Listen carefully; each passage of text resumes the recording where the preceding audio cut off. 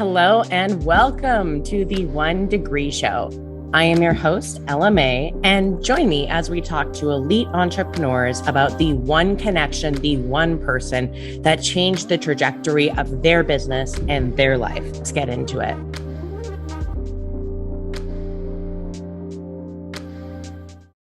All right, what's up, everybody? Welcome back to the One Degree podcast. We are here with take two with JJ, because the first time we had some background noise we had to deal with. So I was like, you got to come back, but maybe we'll use the first one as well. Who knows?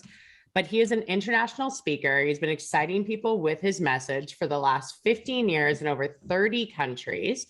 In 2009, he leveraged the social media platform YouTube, grew his brand to over 570 million views online. That was in the entertainment industry. 57, but we can add a zero on top of that. Was it 57? Yeah, 57. Let's not exaggerate too much. Damn, 570 million. This is insane. All right. And leaving tricks behind, he used to be a magician, which is cool. He leveraged his mastery into PR and personal branding. So they do everything PR, verification. One thing I love about his company and working with him is that he is the only person that I know of, when you pay him to get verified on Instagram, if he does not get you verified, it is a full money back guarantee. So JJ, thank you for being here. Thank you for having me. And speaking of that, I just got off the phone call today with someone. They said one of the biggest things I love about your agency is that, like, you guarantee your results. I said, yeah, especially in this space, people are tired of like paying for hope, paying to like, well, what's going to happen? Well, we're not sure. Ella, if you and I go for dinner and we go for steak and you say, we're going to have steak tonight. I'm like, well, maybe, but I paid $500, maybe. I don't want to pay for maybes. I want to pay for, this is going to happen. This is when it's going to happen. This is what we're going to get, your peace of mind. And I really feel like in the space that you and I are in the social world, it's sometimes very aloof. We don't really know. And I just really feel like it's not lasting. It's not working. So I'm coming in differently, disrupting the game. I love that, because I think when you're in an industry like that, and especially when people are hiring you, not knowing what to expect, you have about 3 months. If you're not doing a guarantee, you've got about 3 months till you get found out. So if you know what you're doing, people will see that within 3 months. If you don't, they'll see that within 3 months. So that's the cool thing about having that guarantee there, and why I love working with you and just having you in my arsenal of people I can refer to. But tell us a little bit about you. You've got a crazy cool history, lots of stuff in the entertainment space. Fill us in on how you got to where you are now. Well, look, 16 years ago, I wanted to do two things: stand on stage and tell the world what I do. I started my career as a magician, which is pretty cool. So I built my whole life around engaging with people all over the world. And that vehicle took me to so many countries, met so many different cultures, really gave me the experiences. And throughout that journey, that's where I got to learn about television hosting. That's where I got to learn about speaking. That's where I got to learn about how to manage people, how to speak to people double my age, how to speak to people triple my net worth, 10 times my net worth, So I really got to understand like the ability to connect with so many people with that vehicle. And then, along my journey, the magic sort of fell through, but it got me to learn. I basically built my fame and my knowledge and my experience in that industry, the entertainment industry. And that's where I learned about personal branding, advertising, marketing, how people aren't buying your product, they're buying you. So now in 2021 to 2022,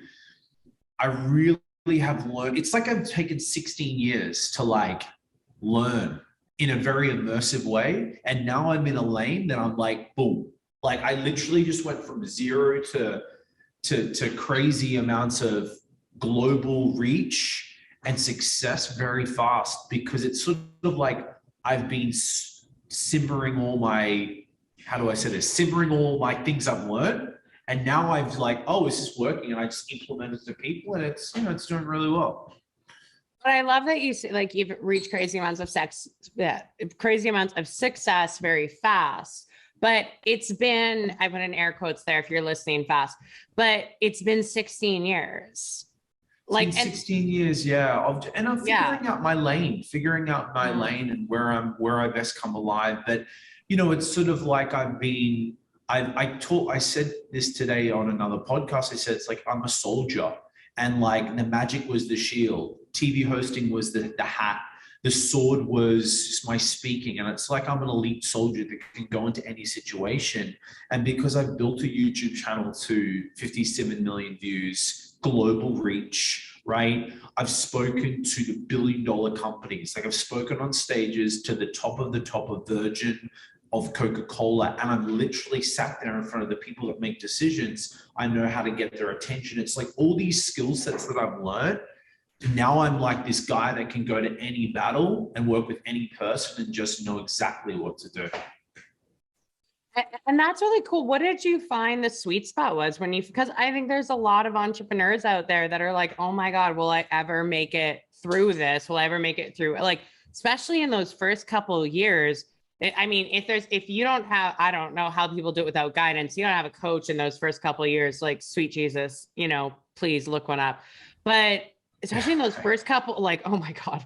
But in those first couple of years where you're really figuring yourself out and figuring out pricing and, you know, all trying to make it financially as well with the limited skill sets that you have, what do you think do you think if you, here's a better way to put this question. Do you think if you would have started in PR 16 years ago, you would have had the same success you did today? No way.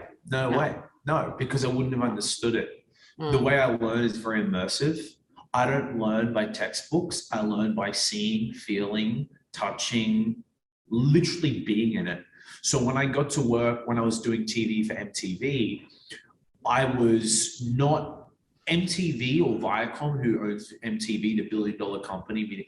I saw the PR agency and marketing agency work with them, and I'm just a student watching and learning and listening. So I got to see it from a sort of an interactive fly on the wall. So no, I think, you know, throughout my times working with these corporations, flying around the world, seeing how business is done, not from a first person point of view, but it wasn't directly on me. I was like the host of an event. So, you know, it's like I was there, but it wasn't about me. I was just I was in it. Like, it's like I was in the VIP nightclub, but I wasn't the center of attention, if that makes sense. So I think to your question, I have learned it from being around it. And it's like, I'm accumulating all this knowledge. And now it's like, I'm like, now it's time to shine. Now it's time to take it all out. That's why I think that a lot of people, I'm getting a lot of notoriety in the space, and people are liking me and loathing me pretty quick because I'm coming through with a point of difference that the industry hasn't allowed. You know, it's like how people come in and they fix a problem in a marketplace and they do really well because they weren't in the industry. It's like someone comes through and has a different perspective. It's like Uber took over taxi because they realized how taxis just weren't doing it. You know, do you remember when taxis, do you remember that, like when that was becoming a thing, Uber? Yeah. And I remember I was like, is this really going to take off? And then they skyrocketed, you know? I'm like doing that with branding and PR. Like I'm coming in with a different, fresh set of eyes and going, if this is what the industry's been doing its whole career, now I'm coming in and changing it up a little bit. And people are liking it or they're loathing it. Or they're hating it. And people are either going to get better or they're going to fall off. Like, it's probably not the same for every city, every country, but at least where I was, taxis just threw a fit. They didn't try to get better. Oh, taxis in Australia was terrible. Yeah, they just threw a fit. How could they? Yeah. And you know what? Right. And I remember saying to when I was going through this, getting picked up from the airport, I remember this guy was bitching about it, right? And I said to him, like, let me ask you something. I let him spit it out. He was angry, he was frustrated. I said, okay. He was frustrated. I said, let me ask you something. Don't you think taxis could still come through and win this though? Like at the time they had the market share. Ubers were maybe 20%. All taxis had to do was change a couple of things. But they decided few things. They just had to change a couple of things. Do you think like maybe just like have some water and a charger and have like, some water and maybe have a shower, you know, maybe make the guys who drive taxis go to the gym once in a while. Like, I know that's a very general assumption, but at the end of the day, they didn't want to adapt and they had ego and their ego lost. Yeah. And it's like, it amazed me. You know, but it's like, well, you know, well done, Uber. Well done for coming through, you know, change, adapt or die, you know? Well, and that's the good thing about having competition. Like whenever anything has the monopoly, it's going to get lazy, of course. Like, why wouldn't it? Right? Comfortable. Yeah. Exactly. Yeah. So that's the great thing about competition. So I definitely want to get into the story of like, you know, the one connection, the one thing that really changed the trajectory of your business, your career, et cetera. But before we do, like, let's just talk really quickly, because I think a lot of people know what they've heard PR. Most people I think have never had any professional PR services. And a lot of people are like, oh yeah, of course that like seems important, but like, when should I invest in it? Or why should I even think about that or when? So what would you say to people who are just kind of, you know, learning about it, but don't really know the right people to talk to or the right questions to ask? Well, I think people have to understand what PR really means. It means public relations is just relating yourself to the public. I think sometimes PR, people only think, well, after I've made $1 million a year, then I should look at doing some PR kind of work. I think that what I've done is I've come through at the beginning stages, like PR is everything. When someone looks at your Instagram, how does the world see you? Like, is that PR? Well, pretty sure it is. It's how you're relating yourself to the public. I think the industry thinks it's only for press. Or only, that's what it is, publicist, or PR is press. No, PR is when you walk out of the house. PR could be style. Maybe I'm completely wrong. But I just feel like that's what it is to me. How are you relating yourself to the public? From how you look, how you sound, how you dress, how you taste, it's your whole brand. So when I came into the game, I'm like, well, PR, I've actually changed it to more advertising. Right? Because it sells better now. But I believe that it's like everything. So I think it should be from the beginning. You know, everybody wants to get their product or their landing page looking amazing, but they also don't want to have a look at what's coming out of their mouth and the way they're selling it. Or everybody wants to, you know, get a new salesperson or get someone on their team when they don't even know. They've never had a focus group that's ever given them feedback on their product and the usability of it. Actually, if it's good, what is that? For me, that's PR.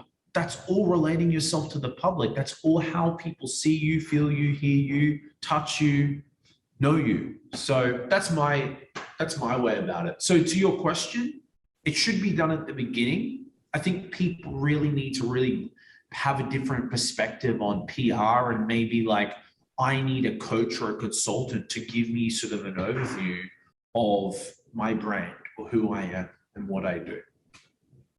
Yeah, and I think there's a real art when it comes to representing that, especially online, and representing maybe somebody's warmth or their ability to connect or whatever it could be. And that's where I think having someone who knows what they're doing and who knows how to brand people, not to make them into something, but to show the world who they are. Yeah, it's a really smart investment. For bringing out the best version of them. That's the way I sort of best sell it. I'm not trying to change you. I'm trying to enhance what either is there or what is not there, but you can still walk out and still feel yourself. You know, and don't work with anyone who tries to change you. I've got a good girlfriend of mine. She's a stylist to some very high-end public figures and entrepreneurs. And 5-6 years ago, she would see people who would have like human children that weren't theirs, that they would take to photo shoots to appeal to family, to make it look like they. And I was like, oh, they would hire them. That would hire I don't know what, I don't know. I don't know if they hired them or they were the makeup artists or something, like, but they would legit have kids that came into photo shoots to be more appealing to families, to be more. And I was like, what? Like, what? Like, that could backfire in a hot second. Probably worked for a little bit though. It probably worked for a little bit, totally, but you know, making you more of who you are and show and the best version of you. I think that's a good way to put it. So tell us what is like, I mean, you've been in the game a long time, 16 years now. Who or what was the one connection, the one person that really changed the trajectory of your life or your business? Well, you asked me this last time, and when I knew that you were going to ask me this again, I was thinking about like, who was the one person? And like, Ella, I'm just going to like be transparent. I don't think it was one person. No, it wasn't like, you know how when people ask you these questions, you think, oh, well, it's my dad. He said this. You know what? Like, the biggest change was when the pandemic happened, because I couldn't do something that I couldn't do anymore. And that opened up my eyes to like me and going, what do I truly care for? So to your question, like, I think it came down to me, you know, but I needed to literally have the world stood still for me to wake up, you know? And I know I'm not alone. Like the amount of people that literally changed their trajectory of their whole being when that happened. Like this is the best thing that ever happened to me. It took me so long for me to really go like, do I really care about what I was doing? And now it's, you know, been the best thing ever. So to your question, like, I think me was the big thing that happened. But I would definitely say throughout my journey, there have been people or elements in my life that have at least guided me to stay true to me. And so I mean, I think the pandemic hit us all. I remember it being really interesting because I was like, man, even if I wanted to like go get my hair done or something really, it's like, I can't.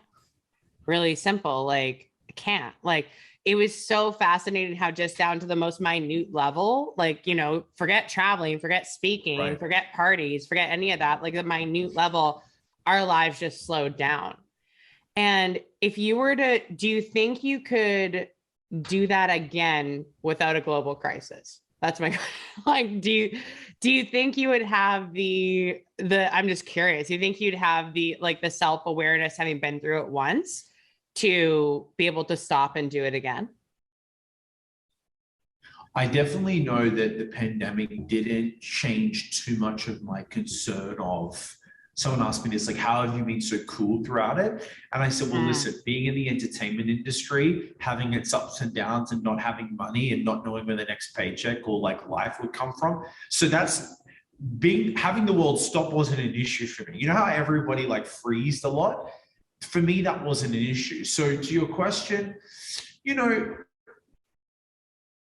maybe I just feel like what it did for me was it took away things that I was trying to force. And now I couldn't do those things and I like let it go. And it's funny how liberating that whatever I couldn't do in the past is done. Like I have no care about the organizations I spoke for, no care about not the relationships I built, but it wasn't like, it was very forced. But I thought as an entrepreneur, that's what I had to go through. You know, maybe I have to go through this shitty time to get what I want to get. And it wasn't working. And now I'm just in a like completely different lane. Like just boom, boom, boom, win, win, win, win, win. Like it's crazy. That's so cool. And I think once you get that momentum going, it's like really, it's kind of like a train. Like when a train is going, that thing can plow through a brick wall, but to get it moving, it's a fair amount of energy, fuel, etc. Right? So what would you say to somebody who's in the struggle right now? Because we are like sort of, I think it's this weird combination of, there's a lot of, you know, hustle culture shaming going on. And then there is genuinely people that are working themselves to the bone and going in the wrong direction. So what would you say to somebody who is in the struggle right now and is just finding like it's bump, bump, bump, bump to hit to where you've hit, which is like you're now on a highway as opposed to like a potholed road? I do believe that not one lane is meant for everybody. Yeah. Like don't get caught up. The one thing I made the mistake on is if something's not working, it's okay to let it go, right? Even if your parents, even if your boyfriend, girlfriend, even if you feel like that's what everyone's telling you to do, maybe it's not meant to be. Like, it's okay. I remember John Mayer saying this. John Mayer, he's like, I woke up one day and I just wanted to play guitar, just to sing, write songs. No marketing. I didn't want to learn sales. I didn't do anything social media. I just woke up and did that. And for John Mayer, awesome. Congrats to him. But that wasn't the right lane for me. And maybe that wasn't the lane for you. So like, you've got to be okay to let it go. And I think what happened with the pandemic, it showed a lot of people that even if they built a restaurant for 25 years, maybe they got to start again. Like, you know, there's no rules though. But to spin it for you, for everybody that maybe is hitting a wall, like, is it a wall that can be broken down, or it's a wall that's not meant to be broken down? And for me, I was trying to like break down a wall. I was like chipping it away at like I was just doing the wrong thing. I should have, like, now I'm in a different lane, same energy, but I'm just getting so many more faster wins. So maybe you have to just turn your direction to someone else, to a different market, to a different zone, you know? It's like, Ella, you know this too, like maybe as a coach, maybe you aren't meant to help 30-year-old women entrepreneurs who have made their first million. Maybe your focus is, or you, when I say you, but anyone could be, maybe it's double their age, male CEOs that you vibe with. Maybe it's 18 to 24-year-old girls who've been abused that what, I don't know, like, but you got to keep trying different things, you know, until it starts to click, you know. Don't let your ego get into it, because that will break you. Broke me for a long time. Oh, that's such a good point. And with really just trying different things, trying different audiences. And yeah, in most cases, like for sure, you can chip away at a wall and for as long as you want, or, you know, hammer at it or whatever. But in most cases, even if you're going to the other side, like there's an easier way. Yeah. You know, like the road there might be a tunnel you could build. You could go around, you could whatever. Like, I don't think even if it does feel like really intense work, it should be something that you can see the end goal, you're passionate about it, there's momentum with it, because nothing will kill your energy faster than a business that is difficult, that's not making money. That's like being in a bad relationship and the sex is bad. Right. It's 100%. Like, well, you're getting nothing out of this. Yeah. Like this is hard and you're not making money. Like, and you know what I believe, I believe it too, like there's got to be somewhat enjoyment to what you do, because I'm not saying you got to love every second, because I don't love every second, right? No. But there is an enjoyment of what I like enough, because it will push me through the times when I don't want to be there. Exactly. Like if you're completely hating it, I don't care what anyone tells me, you will not survive. No. The why will not be strong enough. The why will never be strong. That's why, like, I met these guys who were doing cannabis, and like they were like, this isn't working, this isn't working. I'm like, dude, do you really want to do this? And really what they came down to, they just wanted to have freedom. That's when I really broke it down, I'm like, dude, cannabis is not the only way, the cannabis industry, because there's a lot of high margins in it and money. I'm like, dude, you could make that from literally like, I don't know, selling Apple iPhone, like headphones. You know, you could sell iPhone, like, I don't know, there's multiple different ways to get to that why, you know? And I think a lot of people have to be okay with like, what do I really care for and want, you know? Yes, we all want freedom. We all want money. We all want better relationships. I get that. But like, if we all wanted freedom, right? If that's important to us, that's a high value for you, which it is for everybody, right? And you want money and you want travel and stuff. Okay, there are multiple different ways to get it. Maybe this isn't the vehicle for you, you know? Like, it's same thing with me with the magic stuff. Like I hit every success that you could think. Vegas show, millions of views on YouTube, getting to work with possibly work with David Copperfield. Like I hit all the success that you could think as an entertainer would get. But then I wasn't fulfilled. I'm like, this isn't it. I'm out. I'm done. Like, I don't want to do this, you know? Yeah. Yeah. No, and I think with the different vehicles, like, shit, it could be magic. It could be e-com. It could be like, Could be selling, it could be coaching, it could be selling car parts on the side of the street and you become the guy, you know?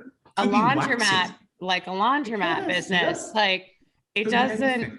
like I That's what- love yeah. boring businesses. Love them. Look, boring business. If my next thing would be after I build this is I want to do PR or I want to have a percentage of a company in an industry that's not sexy.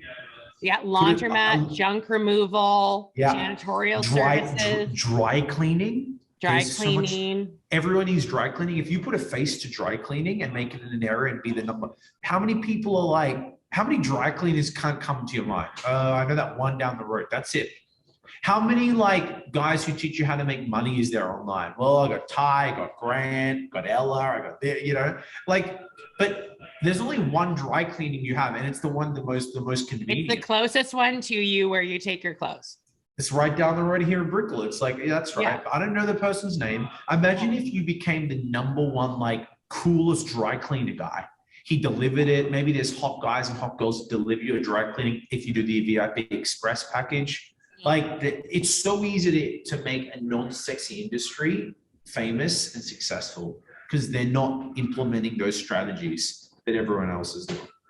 And they're doing a lot of the jobs that nobody else wants to do. Exactly. Like if you really branded like, a dog, a poop pickup service where they came to your house and went through your yard and etc. Like there's ones that aren't branded that are pulling in 200 grand a year doing that. There's one company in Australia that was killing it.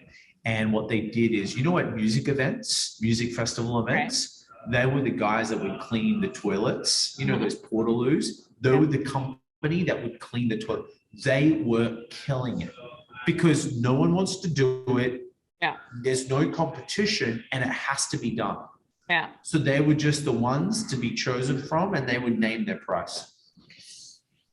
And they probably paid their people well. They gave them other perks because that's not a sexy job. But yeah. No, I love it. Okay, cool. So where can people find you? Yeah, they can find me on Instagram at JJLive, JAYJAYLIVE, or 𝐴CEofSpades.agency.com. This is for the people that really are at a point, Ella, where, listen, they know they need a plan for 2022. They know they need to spend money on themselves. I always tell people, and you can use this, I want the 3 C's before you work with me. You want to know the 3 C's? First C is you got to be committed. If you ain't going to commit to you, why am I going to commit to you? Second thing is you got to be coachable. I don't want to tell you what to do when you argue with me, right? And third thing is you got to have the cash. Whole Foods don't take fist bumps and high fives. They need money. So do I. So do Amazon. Jeff Bezos, when I go check out on my expensive Amazon bill every month, would you like to pay with cash or a fist bump? I'm pretty sure it's cash. So if you have the 3 C's and you really want someone to show you what's possible with where you can go, then reach out to me. Like it's pretty simple. I love it. All right, let's finish off with some rapid fire questions. Yes. What is the best thing you bought lately that is under $100? Best thing I bought that's under $100 would be the whiteboard here. This whiteboard here. Can you see it? That little tall whiteboard. There it is. Okay. Right there. So if you're listening, Jay is like turning his camera. Watch it on YouTube. He's showing us so why do you love it so much? Because I just feel it's amazing that you can draw stuff and like let me give everybody a PR move. Actually, This is great. Once you have a whiteboard or a whiteboard, when you shoot a video, immediately in someone's eyes, you become a teacher. Psychology teacher, now you're the expert. Now people think you're more important. You don't even have to do anything. Then when you start drawing, it goes back to you as a child that you're learning from someone on a board. Now you become a student and they become the expert. It's a great $100 authority move. Yeah, that's dynamite. That's like a really good tip. Buy a whiteboard. So you can buy a have your camera up whiteboard. in front of it. Yeah, instead of talking to the camera, write it on a whiteboard. Now your expertise level goes through the roof. There you go. I love that. Okay, second one. What is the book that you gift the most often? It was the 10x rule for a while. I just like it because it opens people's eyes up to the possibility of what they can achieve, right? And then the power of now is pretty good. You know, it's sort of like 10x rule to start off with, the power of now after, of like really living in the present. I feel like a lot of people are living, this isn't my issue, but a lot of people living in the past. Like what happened to me, my dad, my mom, what happened. My problem is I'm living too much in the future. So future tends to be like sort of anxiety. Well, past and future can be anxiety. Right. Yeah. And so it's like living in the power of now, like in being in the present of what you can control with the time you have. Like, and it's so true. Like I can only, right now, Ella, the only thing I have control of in you is this, you and me. I don't have this is now, we're present. So why don't I be present to this? A Power of Now and A New Earth were like really, those were like shifting books for me. I was like, really? Totally. The New Earth? I never heard of The New Earth. A New Earth by Eckhart Tolle or Tolle. I'm not sure how you say his last name exactly. Yeah. By New Earth. A New Earth. Yeah, those were like very shifting books for me. I was like, whoa. And there's a cool thing that happened when I was reading The Power of Now, actually, that I was like, whoa, there's like some stuff to this. Anyways, last question. Who would you, dead or alive, real or fictional, who would you want to have dinner with and why? Alan Watts. Oh. Yeah. Alan Watts is this amazing, I wouldn't even call him a philosopher. You know who he is, right? I haven't heard of him. Okay, Alan Watts, Google Alan Watts. Alan Watts is this philosopher, and he has this amazing video online I learned 6-7 years ago about what makes you, if money was no object. He has this very powerful voice, and he's a philosopher, he's an author, and he has this very unique way of describing life. You know, you can literally listen to him, put it playing in the background, but he talks about like, what is the meaning of life? You know, he does this one video, it's 3 minutes long. Anyone listening can Google it. Alan Watts, What If Money Was No Object? And he talks about, what if money was no object? How would you really enjoy living your life? Don't waste your time doing things that you don't like doing in order to doing things you don't like doing. It's stupid. And he goes, it's better to live a short life full of the things you love doing than a long life spent in a miserable way. And he mentions that too many people are trying to do things to make the money, where he says everyone in life is interested in something. So it doesn't matter what you think, someone will pay you because everyone's interested in something. It's just powerful stuff. And yeah, Alan Watts. Love that. I'm going to check him out for sure. All right. He's powerful. He's good. I love it. Awesome. All right. Well, thank you so much for being here. It's been a pleasure. I know you got lots of things going on today, and I'm sure I'll see you around the crazy streets of Clubhouse and maybe. Yes. Let's do it. One photo. 1, 2. I've been doing these all day. I got 3 in the bank. I love it.